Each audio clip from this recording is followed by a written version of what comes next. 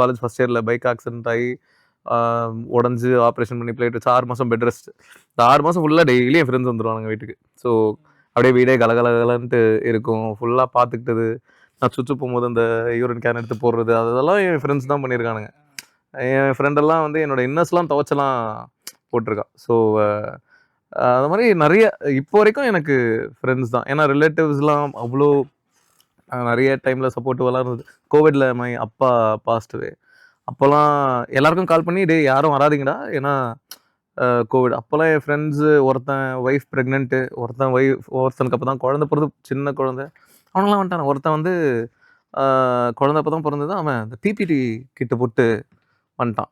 வராதுன்னு சொன்னல ஒன்று, இல்லை மச்சான் எப்படி வராமல் இருக்க முடியும், வந்துட்டான். இன்னொருத்தன் வந்துட்டு தள்ளி, அதாவது ஹாஸ்பிட்டல் வாசலில் நாங்கள் இருக்கோம், அவன் வந்து இங்கேருந்து ஒரு 500 மீட்டர் தள்ளி, இல்லைடா நான் கிட்ட வரல, ஏன்னா அவன் வீட்டில் அவன் ஒய்ஃப் ப்ரெக்னென்ட், அப்போ நான் கிட்ட வரலடா, ஆனால் என்னால் வராமல் இருக்க முடியல, நான் தள்ளியாவது நின்றுக்கிறேன் அப்படின்னு சொல்லிட்டு அவன் ஒரு 1 மீட்டர் தள்ளி நின்றுருந்தான்.